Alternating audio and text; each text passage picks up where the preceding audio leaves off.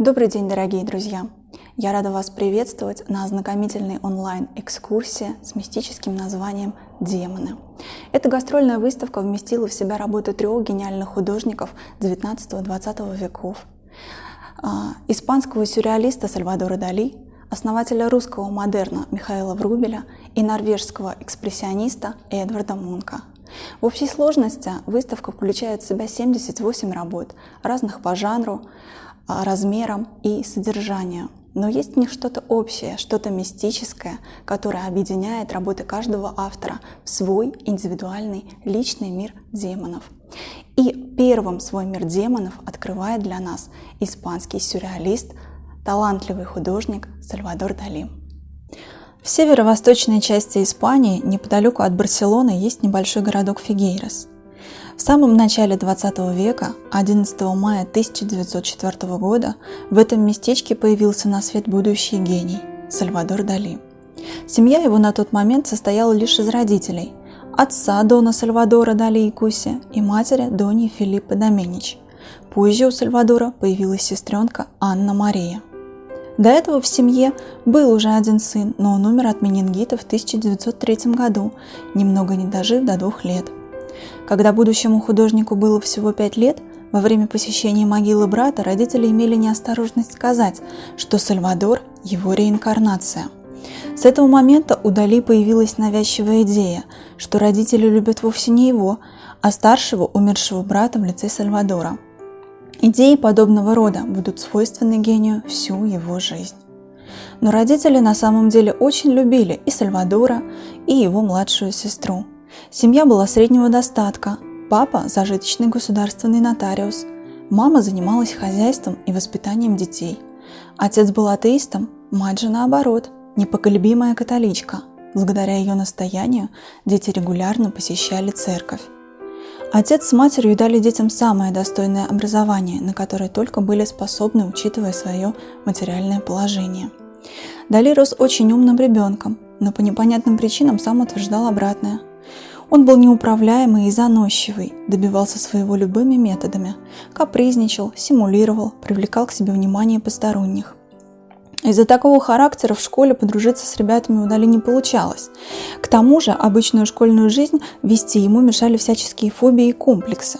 Еще со школьной скамьи у него стало проявляться раздвоение личности. Он играл с ребятами в азартные игры, но когда проигрывал, вел себя так, как победитель. Так и не смог он найти общие грани с одноклассниками и завести симпатию или дружбу хотя бы с одним из них. Странный и чудаковатый ребенок вызывал у сверстников соответствующую реакцию. Когда дети узнали, что Дали до ужаса боится кузнечиков, они стали ловить этих насекомых и кидать ему за шиворот. У него начинались дикие истерики, что детей забавляло. Талант в рисовании появился у него с ранних лет. В школьных учебниках и тетрадях на полях он часто рисовал карикатуры, чтобы рассмешить маленькую сестру. Друг семьи, Рамон Пишо, был художником-импрессионистом. Он заметил способности мальчика и помог ему развиваться в этом направлении. В местечке Кадакосе у моря семья Дали имела небольшой домик. Здесь в 1916 году прошли каникулы будущего художника. Ему нравилось общаться с низшими слоями общества. Он подолгу разговаривал с местными рабочими и рыбаками, жадно изучал суеверия и мифологию своего народа. Быть может, уже тогда в его творческий талант вплетались мистические темы. Параллельно с получением обычного образования мальчика записали в муниципальную художественную школу, где он учился изобразительному искусству. Окончив здесь обучение, он поступил в Академию братьев Ордена Маристов в Фигейросе. В 1921 году в семье случилась трагедия. От рака умерла мама. После смерти матери Дали принял решение уехать в Мадрид. Он уговорил отца отпустить его и оказать помощь в поступлении в Академию изящных искусств. В 1922 году Сальвадор Дали подготовил для вступительных экзаменов рисунок, который оказался слишком мал. Смотритель из академии сказал об этом отцу Дали, а тот, уже устав от причуд сына, по-хорошему попросил его перерисовать. Времени оставалось 3 дня, но Сальвадор не торопился писать, чем доводил отца до белого коленя. В день экзамена юноша сообщил, что рисунок он сделал, только еще меньше предыдущего. Для родителя такой вызов стал сильным ударом. Но комиссия рассмотрела в работе Дали высокое мастерство и приняла его в академию. Он начал учебу в Мадриде и поселился в студенческом общежитии для одаренных молодых людей. Наряду с учебой Дали сильно увлекался работами Фрейда, заводил новые полезные знакомства. Сальвадор много писал в это время, вносил в свои работы новые течения, кубизм и дадаизм. Но в 1926 году, несмотря на талант, Сальвадора выгнали из академии за отвратительное, высокомерное и пренебрежительное отношение к педагогам. В этом же году он уехал в Париж. Во французской столице Дали познакомился с Пабло Пикассо. Под его влиянием создал ряд картин, которые приняли участие в выставках и принесли художнику популярность. Сальвадор писал в стиле сюрреализма. В его картинах переплетались мифы с реальностью. Немалый отпечаток на его творчество наложило глубокое изучение психологии по Фрейду. В 1937 году художник побывал в Италии. Его привели в восторг произведения Ренессанса. После этого в его собственных картинах даже появились правильные человеческие пропорции, но все равно с сюрреалистическими фантазиями.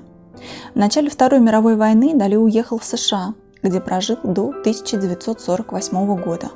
В Америке у него открылся еще и писательский талант. В 1942 году увидела свет его автобиография «Тайная жизнь Сальвадора Дали».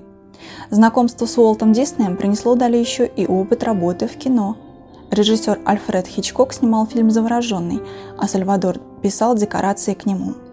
Вернувшись в Испанию, художник много работал и, как прежде, покорял весь мир своими работами, выставками и эпатажными выходками.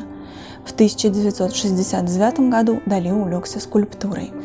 Знаменитой музой и супругой Сальвадора Дали стала Елена Дьяконова, всему миру известная под именем Гала.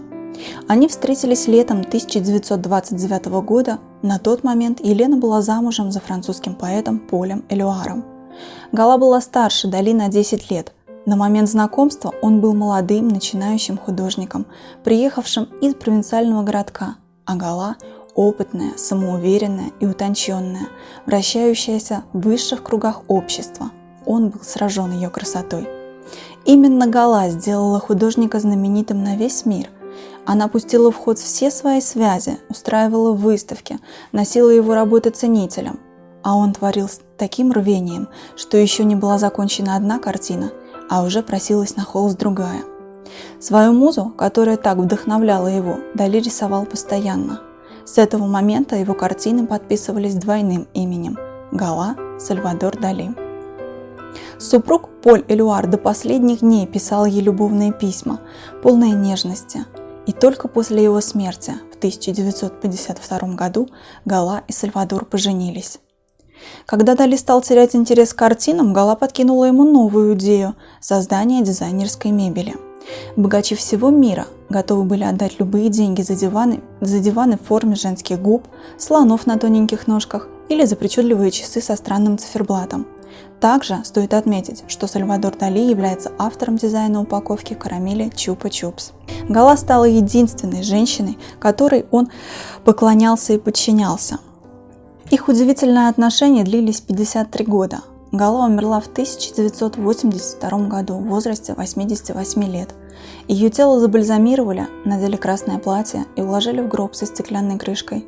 В их замке она еще при жизни обустроила склеп для них двоих. Там женщину и похоронили. Дали пережил супругу на 7 лет. После смерти Галы у него была жуткая депрессия, при этом стремительно развивалась болезнь Паркинсона. Он провел последние годы в затворничестве в замке Пуболя, где под стеклянной крышкой лежала женщина всей его жизни. Немного писал, но картины были очень просты, и сквозь них повсюду проходила тонкая ниточка скорби. Со временем он перестал писать, говорить, а потом и двигаться. Художник обезумел, ухаживать за ним практически было невозможно. Он кусал медсестер, бросал в них, что попадалось под руку, кричал. Умер художник 23 января 1989 года. Напоследок эпатировал весь мир своим завещанием – похоронить себя не рядом с любимой женщиной.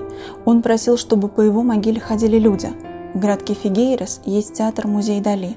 В одной из комнат под полом замуровано его тело.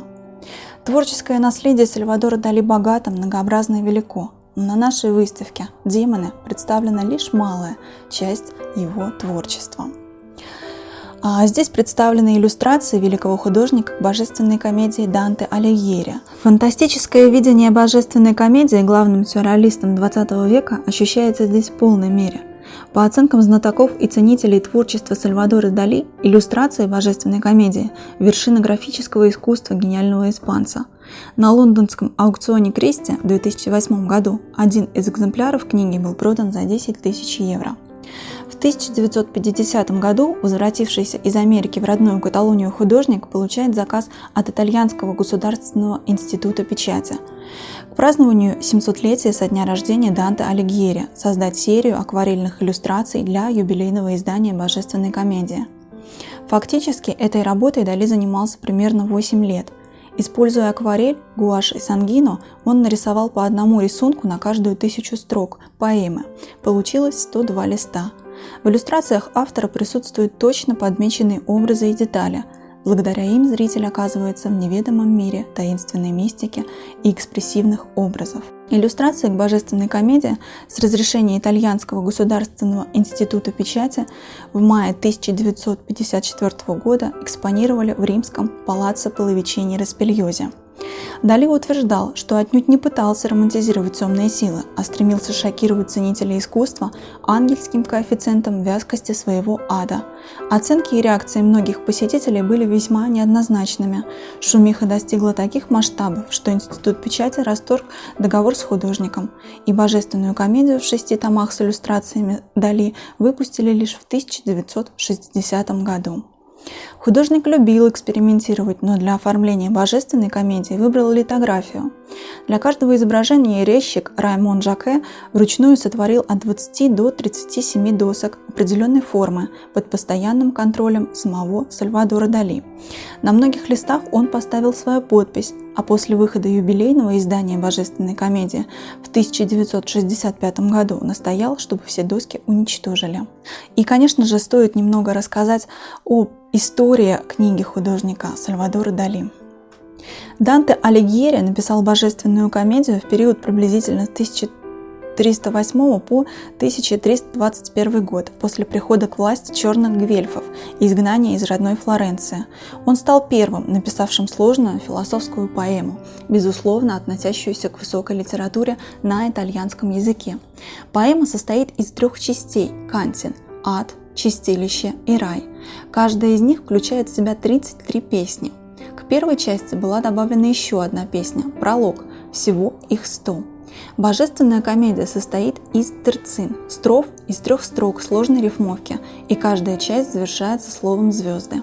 Почти сразу со времени ее написания поэма Данте Алигьери, которую Боккаччо назвал божественной, стала очень популярной. Было создано свыше 600 рукописных копий этого произведения. Самое первое издание божественной комедии было напечатано в Фолиньо, старинный город в регионе Умбрия, в апреле 1472 года, а до 1500 года выпустили 15 изданий иннукабул божественной комедии. В период расцвета итальянской культуры высокого и позднего возрождения насчитывается 30 изданий комедии. Большинство из них напечатали в Венеции. Среди них наиболее известное издание Людовико Дольче, напечатанное в Венеции Габриэлем Джолито де Феррари в 1555 году. Это было первое издание с заглавием «Божественная комедия», а не просто комедия. Со времен появления божественной комедии прошло 700 лет, но сюжеты и образы, созданные Данте, по-прежнему вдохновляют художников иллюстрировать и визуализировать его. В божественной комедии создавали иллюстрации такие художники, как Сандро Боттичелли, фламандский живописец Страданус, Уильям Блейк, Гюстав Даре, Вильям Бюгера, Франц фон Байрес, но божественная комедия с литографиями Сальвадора Дали является подлинно уникальной книгой художника в книжной графике XX века. На выставке «Демоны» представлены всего 2 части иллюстраций к божественной комедии – это «Чистилище» и «Ад». В «Чистилище», к примеру, нашла свое место Арахна, искусная ткачиха из города Колофон. Возгордившись своим мастерством, Арахна заявила, что превзошла в ткачестве саму Афину, считавшуюся покровительницей этого ремесла. Когда Арахна решила вызвать богиню на состязание, та дала ей шанс одуматься. Под видом старухи Афина пришла к мастерице и стала отговаривать ее от безрассудного поступка, но Арахна настояла на своем. Состязание состоялось, Афина выткала на полотне сцену своей победы над Посейдоном.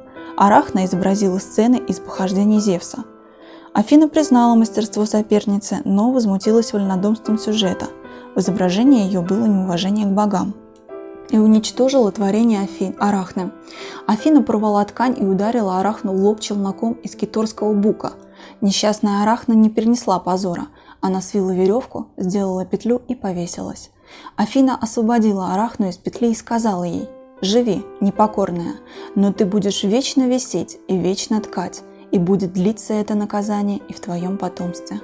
Афина окропила Арахну соком волшебной травы, и тотчас тело ее сжалось, густые волосы упали с головы, и обратилась она в паука. С той поры висит паук Арахна в своей паутине и вечно ткет ее.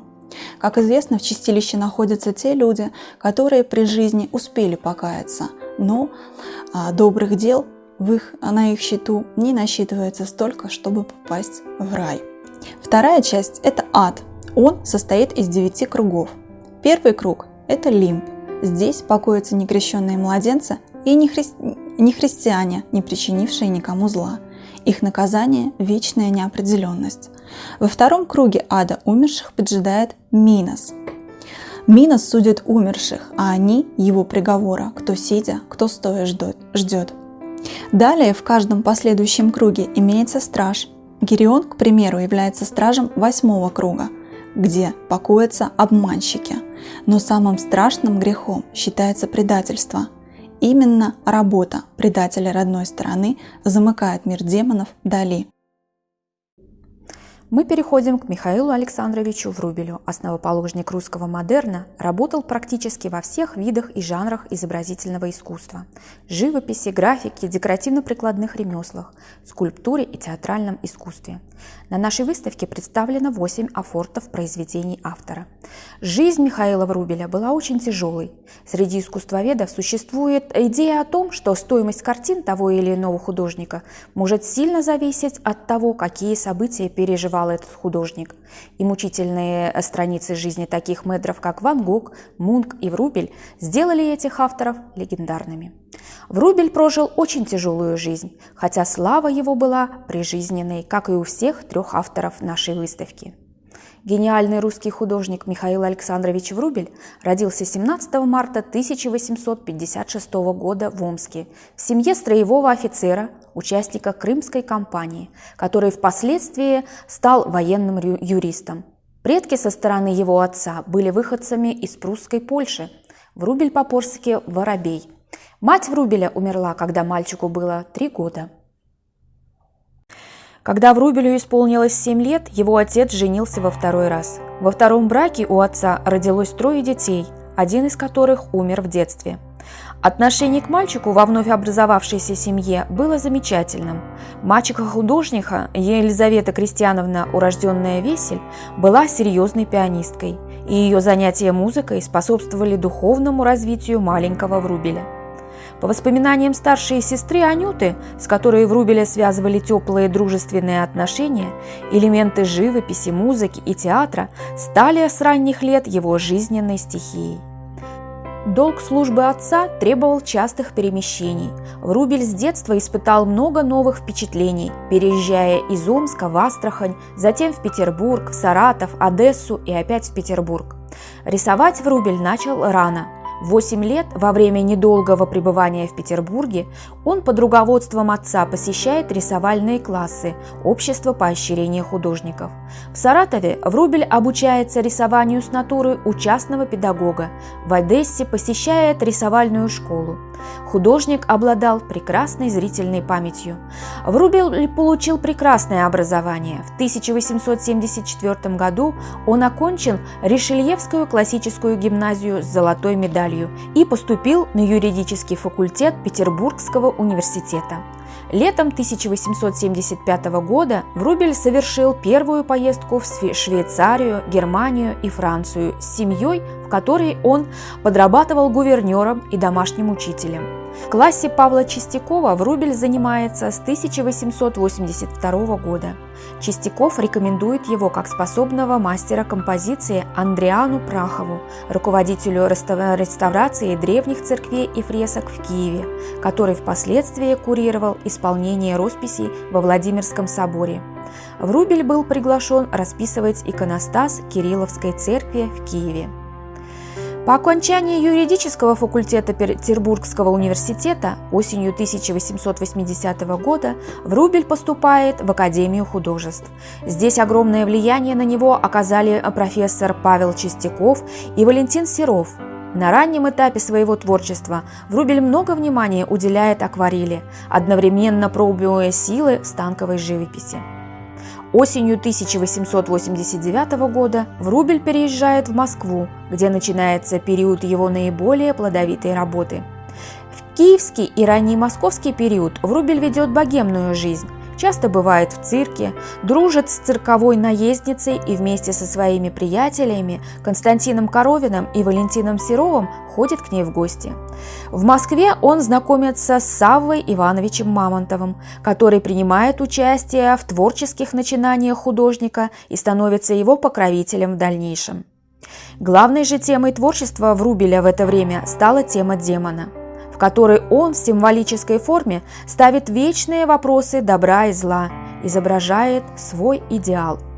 В 1896 году Врубель впервые услышал голос одной из самых выдающихся русских певиц Надежды Ивановны Забеллы, которая вскоре стала его женой. Она была любимой певицей Римского-Корсакова, писавшего для нее партии во всех своих операх, начиная с «Царской невесты». Врубель влюбился в голос Надежды Ивановны прежде, чем узнал и полюбил ее саму. Он полюбил образ, мечту, которую она воплощала. Врубель писал много портретов жены, которые стали одной из самых важных страниц его творчества. Художник выступал оформителем почти всех спектаклей жены. Врубель был счастлив в браке, его популярность росла день ото дня, но все же именно в это время у художника появились первые симптомы душевной болезни, которые обострились и привели к срыву после рождения сына Саввы с заячьей губой. Через 2 года мальчик умер, художник постоянно находился под наблюдением врачей. В 1900-е годы в творчестве Врубеля возникают черты болезненного надлома, нарастают драматизм мироощущения и экспрессия форм. Как мы уже понимаем, тема демона преследовала художника. Скорее всего, демон жил в сокровенных тайниках его души. В одном из писем к отцу Врубель пишет: «Демон – дух не столько злобный, сколько страдающий и скорбный. При всем при этом дух властный, величавый». Демон, который изображен на афортах Врубеля, это и сам автор. Врубель и себя считал таким же потерянным и лишним человеком. Так, в 1890 году появляется картина «Демон сидящий». Даже люди, не разбирающиеся в искусстве, не могут не знать демона Врубеля. Это произведение поражает воображение. Сидящая атлетически сложенная мужская фигура на фоне заката написана в очень необычной технике. Кажется, что это даже не живопись, а панно. Как же пришла в голову знаменитому художнику идея нарисовать мифическое существо? Демон Врубеля появился в связи с выходом юбилейного издания одноименной поэмы Лермонтова под редакцией Петра Кончаловского. Врубель выполнил иллюстрации, половина из них к демону, другие к произведениям Измаил Бей и Герой нашего времени.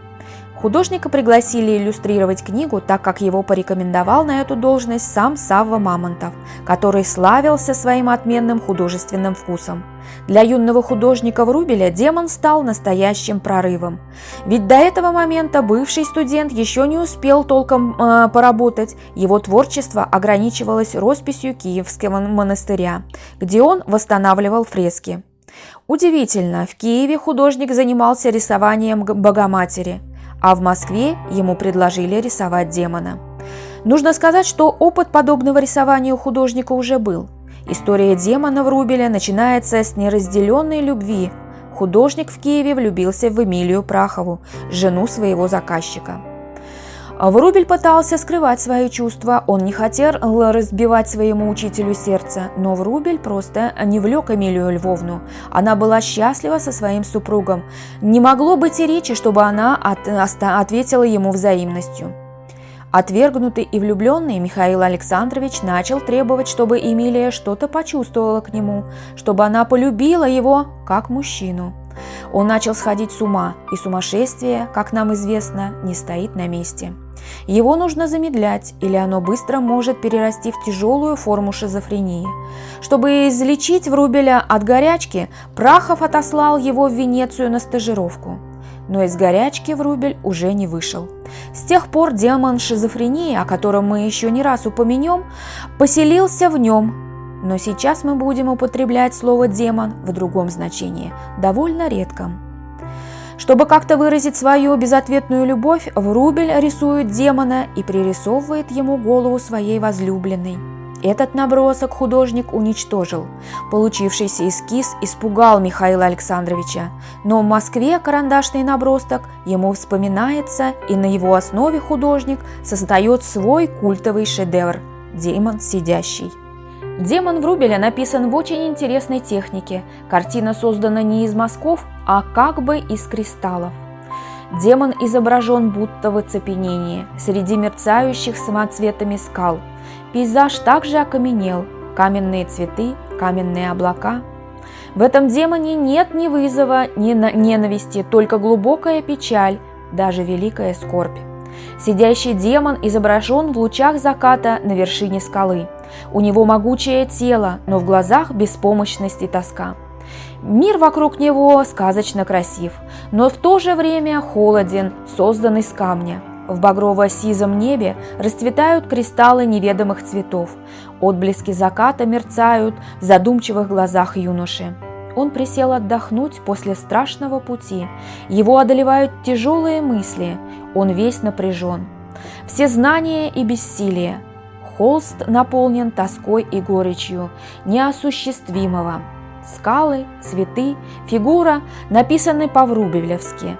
Из отдельных граней и глыб. Удивительно также сочетание холодного и теплого цветов. В маленьком блике зрачка демона отражены зло и добро, надежда и неверие. Александр Блок писал: «Демон Врубеля – символ нашего времени. Ни ночь, ни день, ни мрак, ни свет». На полотне демон сидящий изображен в виде юного титана. Такая аналогия не случайна. Сам Врубель не ассоциировал своего демона ни с чертом, ни с дьяволом. Врубель писал, что демон – это состояние его души.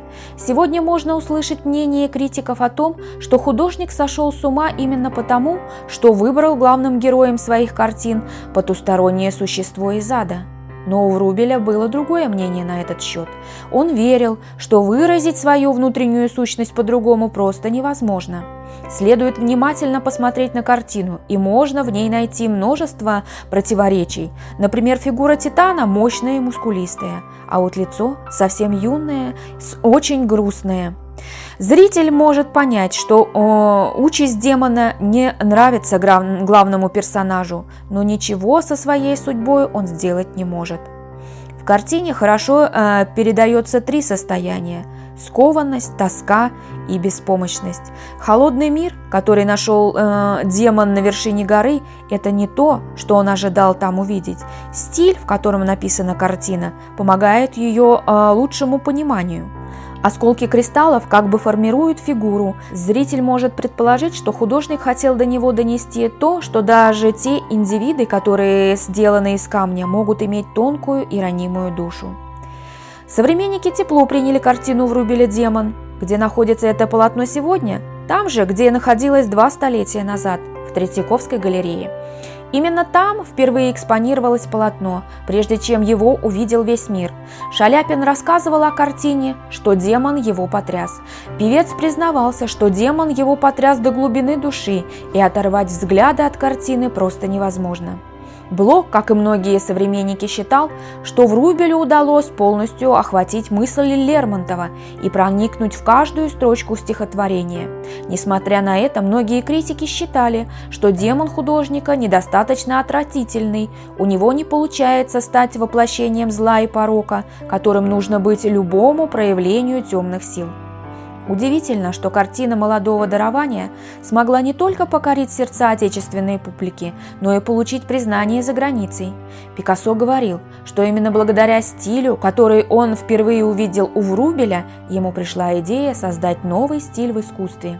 Вдохновение и придание уверенности своим коллегам по цеху в том, что искусство нуждается в новом обличье – вот главные заслуги художника. Где еще, кроме живописных полотен, можно встретить мифического героя в творчестве Михаила Александровича Врубеля? «Демон и Тамара» – это одна из иллюстраций к сборнику Лермонтова. Иллюстрация сделана на ватмане акварелью. Врубель решил показать зрителям свое видение момента встречи демона и Тамары. «Люби меня». И он слегка коснулся жаркими устами к ее трепещущим губам. Соблазна полными речами он отвечал ее мольбам. Могучий взор смотрел ей в очи, он жег ее во мраке ночи. На рисунке главные герои словно не испытывают никаких чувств. Отстраненность Тамары и отсутствие предчувствия смерти делает иллюстрацию более значимой. «Демон и Тамара», а также другие иллюстрации не были так высоко оценены зрителем. Издатели считали, что стиль рисунка у Врубеля чересчур вычурный, а поэтому он плохо сочетается с иллюстрациями других художников. Естественно, издатели боялись, что книга будет хуже продаваться, если покупатели не смогут оценить представленных в печатном издании иллюстраций. Врубелю даже пришлось перерисовывать некоторые иллюстрации, но полностью подстроиться под требуемый стиль художник не мог. Слишком он был своеобразен и свободолюбив. Жесткие рамки ограничивали его творчество, не помогали создавать шедевры, так считал художник. А продавать свой талант за деньги Врубель не очень хотел, ему хотелось творить не ради больших гонораров, а ради самого процесса. На волне своего успеха художник решил вернуться к теме, больше всего его интересовавшей – «Летящий демон», картина Врубеля, которая появилась через 9 лет после первого полотна, заслужившего всемирное признание. Но в отличие от своего первого демона, второго художник так и оставил незавершенным. Сложно сказать, что послужило тому причиной. Возможно, Врубеля разочаровала тема, возможно, в процессе воплощения замысла в жизнь вдохновение покинуло художника. Но ясно одно – картина была заранее хорошо продумана. До наших дней даже дошли некоторые эскизы. На картине Врубеля «Демон летящий» изображена гористая местность и посередине фигура героя. В отличие от первого творения, второй образ стал менее аллегоричным и менее детальным. Фигура на картине еле очерчена, а вот складки плаща и фон хорошо проработаны.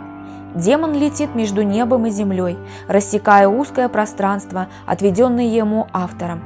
Свобода, которую олицетворяет собой персонаж, выглядит слишком сжато. Изображая летящего демона, Врубель размышлял о смене эпох. К нему уже пришла слава, его картины с успехом экспонировались за рубежом, но почему-то будущее представлялось художнику чем-то серым и неуютным. Вероятно, второй раз Врубель опять писал свое душевное состояние, но если в первый раз он смог ясно выразить свои чувства, то вторая попытка явно не удалась. Никакой конкретики, все серо и размыто. Хотя вероятность того, что именно такое состояние и было у художника, очень велика. У каждого человека есть внутренние проблемы, и все с ними борются по-разному.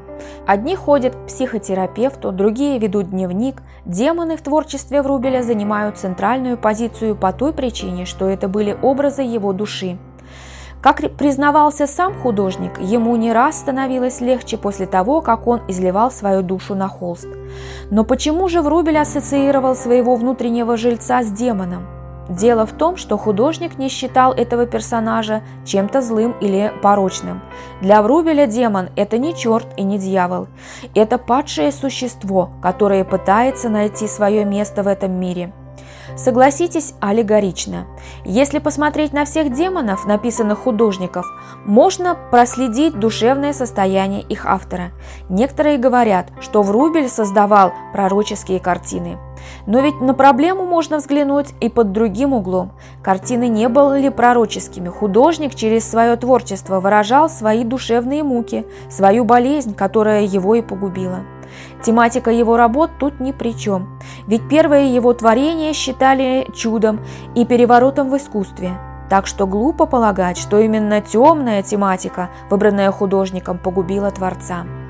Все ли гении были сумасшедшие, сложно сказать, но то, что Врубель Михаил Александрович и демоны, написанные им, изменили ход истории, сказать можно точно. Художник не сразу обрел популярность, многие не понимали стиль творца, он казался слишком вычурным и нереалистичным. Уникальность художника приписывалась его болезни и странному образу мышления, но, как сказал лечащий врач Врубеля, в творческом проявлении его пациента ничего страшного нет, ведь картина мира у каждого из людей своя. А что же случилось с иллюстрациями Лермонтовского «Демона»? Они были тепло приняты публикой. Книги раскупались как в момент их издания, так и продаются сегодня. Художнику удалось лучше других понять чувства великого поэта и изобразить образ на бумаге. Нужно сказать, что после Врубеля никто даже не пытался взяться за иллюстрацию произведения Лермонтова. Сложно выдержать конкуренцию художника, который потратил всю свою жизнь, ссорясь с созданным им образом и не переставал создавать своих демонов до последних дней. Врубель преподал урок всему современному поколению. Не нужно бояться своей уникальности. Каждый художник должен постараться выработать свой уникальный стиль, чтобы быть не похожим на других. Благодаря таланту и упорству можно многого в жизни добиться. Умер Михаил Врубель в 1910 году. Его похоронили на Новодевичьем кладбище. Над могилой Врубеля Александр Блок сказал: «Перед тем, что Врубель и ему подобные приоткрывают человечеству в раз столетия, я умею лишь трепетать. Тех миров, которые видели они, мы не видим». И в заключение мне хотелось познакомить вас с творчеством норвежского живописца и графика Эдварда Мунка. Творческое наследие Эдварда Мунка насчитывает около 1000 картин, более 4000 рисунков и акварелей, около 15 000 стампов. Родился Эдвард Мунк в Христиании в 1863 году в семье военного врача. Он был вторым ребенком в семье. Детство и юность будущего художника проходила под знаком смерти. По роду занятий отец часто переезжал из города в город, перевозя с собой семью. Ну и из-за финансовых недостатков они нанимали такое жилье, чуть ли не подвальное помещение, где было очень сыро, не было света и воздуха. Мать заболела туберкулезом, и когда будущему художнику исполнилось 5 лет, она умерла. Воспитание младших братьев и сестер легло на плечи старшей сестры Софии, которая через 9 лет также умерла от той же болезни.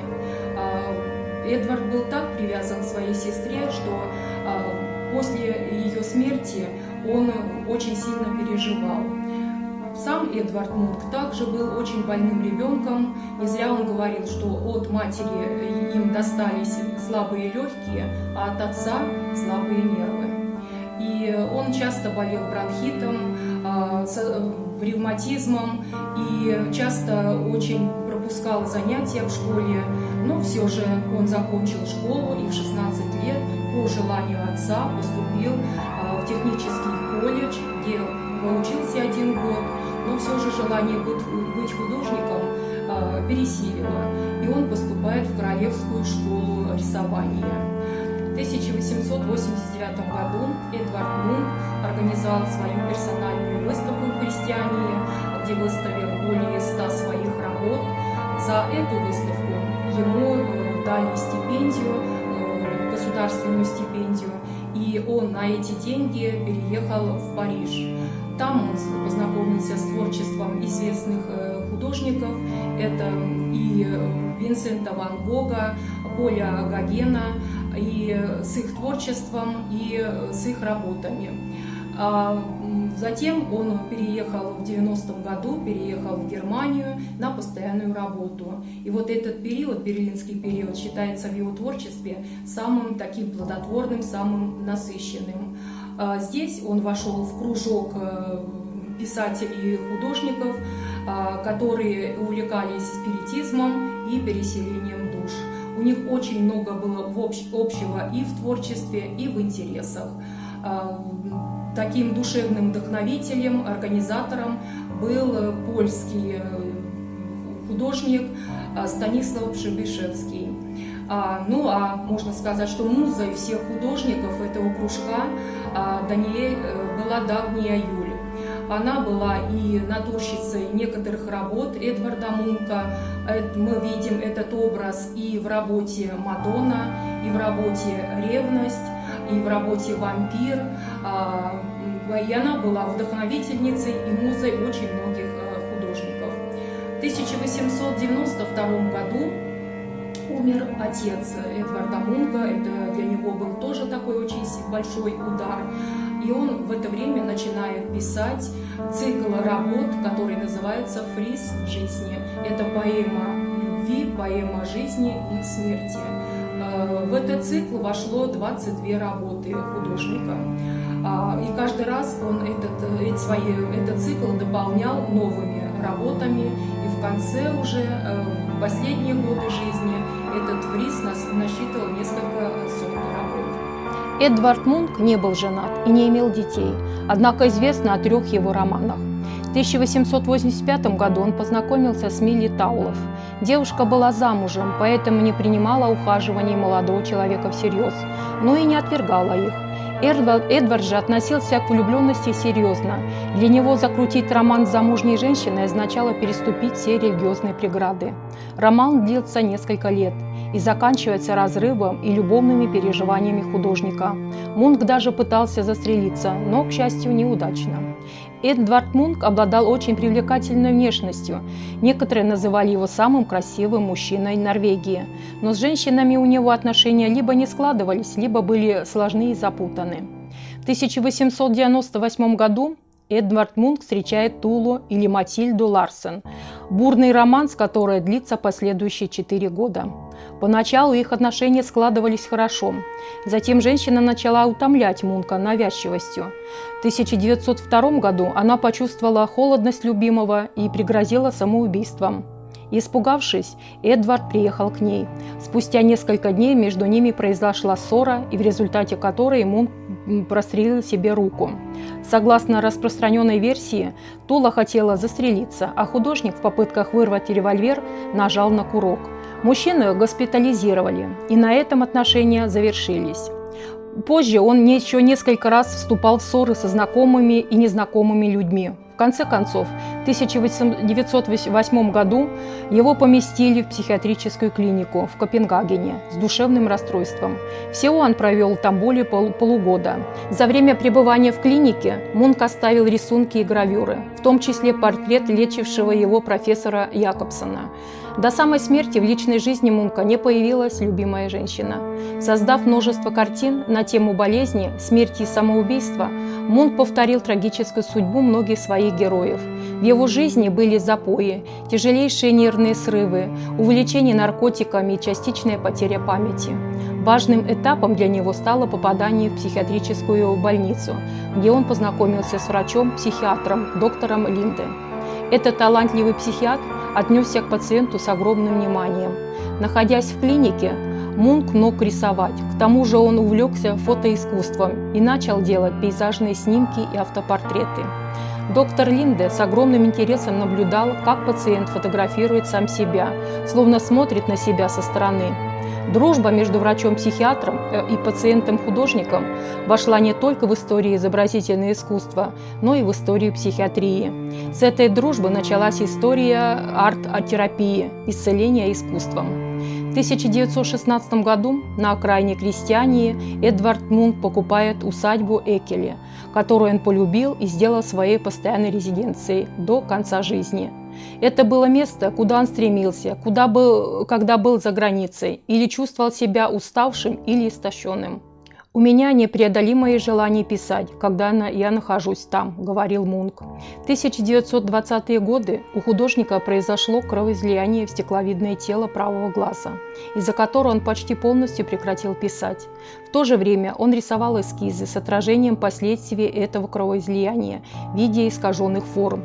Также он страдал от маниакально-депрессивного психоза. За последние десятилетия жизни к Мунку пришли слава и признание. В 1908 году он стал кавалером Королевского ордена Святого Олафа. В 1933 году был награжден крестом того же ордена. Став национальной гордостью Норвегии, он не бросает кисть, продолжая напряженно работать. Одна за другой с триумфом проходят его выставки в Кёльне, в Цюрихе, в Берлине, Стокгольме и Амстердаме. В 1940 году фашистская Германия оккупировала Норвегию. Сначала отношение к Мунку было приемлемым, но затем он попадает в список художников дегенеративного искусства. Последние его годы были неспокойны. Фашистский режим, установившийся в период Второй мировой войны в Норвегии, сначала назвал творчество художника-экспрессиониста арийским, но через некоторое время дегенеративным. Благодаря лечению в клинике Мунк собрался силами и за несколько лет до смерти разобрал личный архив и обобщил свое литературное наследие. Несмотря на частичное излечение душевных недугов, Мунк Эдвард покинул мир 23 января 1944 года, прожив 80 лет. Но еще мне хотелось вас познакомить с самыми известными произведениями Эдварда Мунка. Это «Крик», «Мадонна» и «Вампир». Эту картину «Крик» знают все, даже те, кто не увлекается изучением искусства. «Крик» считается знаковым событием экспрессионизма. Мунку удалось передать охвативший героя ужас чисто художественными средствами, цветовой гаммой и извивающимися линиями, в центре которых находится герой. Существует 4 экземпляра, написанных между 1893 и 1910 годами. Есть несколько вариаций этой работы. 2 выполнены маслом, 1 пастелью и еще одна в технике литографии. Картина «Крик» стала одним из художественных символов рубежа веков. Изображение человека с искаженным от ужаса лицом стало не просто олицетворением страха, но и своеобразным знаком эпохи. Принято считать, что именно в этом полотне проявилось гениальное пророчество художника. Гримаса ужаса говорила о том, что человечеству грозят суровые испытания. Именно так и произошло. 20 век обернулся тяжелейшим периодом в истории человечества. Революции, колониальные войны, Хиросима и Вьетнам и, наконец, 2 кровопролитные мировые войны. На полотне изображен реально существующий мост, находящийся неподалеку от Осло. Данное место не назвать приятным. Там находилась бойня, а рядом с ней дом для душевнобольных, где некоторое время находилась на содержании сестра художника. Мост, изображенный на полотне, был излюбленным местом и самоубийц. Центральная фигура каждым человеком воспринимается сугубо индивидуально. Кто-то видит в ней мумию, кто-то эмбрион новорожденного, инопланетянина, а кто-то даже и скелет. На полотне она закрывает уши руками, как будто пытаясь избавиться от невыносимого и громкого звука. Сам Мунк писал, это был крик природы, а также оглушающее пространство вокруг него. Первоначально картина называлась «Отчаяние». Охваченный ужасом человек с этой картины стал одним из самых узнаваемых образов в искусстве. Впоследствии этот образ оттуда не раз использовался даже в популярной культуре. Например, тот же самый крик читается в знаменитой маске маньяка в фильме ужасов «Крик». В частных руках остается только один вариант картины. Он был продан 2 мая 2012 года на аукционе почти за $120 миллионов. На тот момент это было самое дорогое произведение искусства, когда-либо проданное на открытом аукционе. Картина «Мадонна» Эдварда Мунка – это первый вариант Мадонны, был написан в 1893-1894 годах. А в 1895 году была исполнена литография. Всего Мунк создал 5 вариантов картины. Мадонна изображена молодой обнаженной женщиной с полузакрытыми в экстазе глазами и распущенными черными волосами. От канонического образа Мадонны остался только нимб вокруг головы. Литография отличается от варианта маслом оформлением в виде рамы с изображениями сперматозоидов и маленькой фигуркой в позе эмбриона в левом нижнем углу. Как во всех картинах Мунка, ключевую роль играет цвет. Несмотря на выбранную, казалось бы, светлую тему, цветовая гамма давит и навеивает тревожные мысли. Мадонну Мунк писал с натурщицы Дагни Юль, женщины, которые называют роковой музой многих деятелей искусства того времени. Одно время она была и любовницей Мунка, а на момент описания картины – женой его друга, писателя Станислава Пшебышевского. За ее бесконечные романы Дагни именовали пожирательницей мужчин. Тем более кощунственным было для современников увидеть ее в образе Мадонны. В 2004 году из музея Мунка в Осло Мадонна была похищена вместе с другой знаменитой картиной художника Крик. Полотна были возвращены только спустя 2 года. Из-за полученных повреждений они не демонстрировались в течение 2 лет, пока велись реставрационные работы. Ну и еще одна работа Эдварда Мунка – это «Вампир».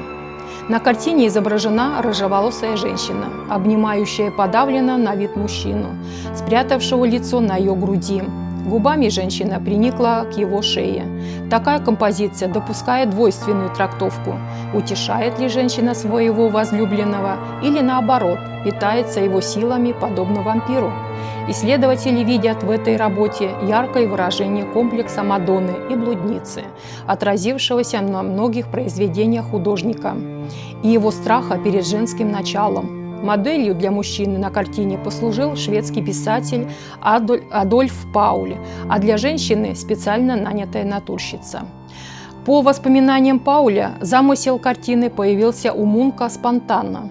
Однажды писатель зашел в гости к художнику, когда тот рисовал модель с огненно-рыжими волосами, стекавшими по ее плечам, словно кровь. «Встань перед ней на колени», – велел он мне, – «опусти на ее колени голову». Она склонилась надо мной и прижалась губами к моей шее, окутав меня своими волосами. Мунк начал рисовать, и очень скоро он написал своего вампира. Впервые картина была представлена публике осенью 1893 года под названием «Любовь и боль». Вампира ее переименовал, как предполагается, Станислав Пшебышевский, друг Эдварда Мунка.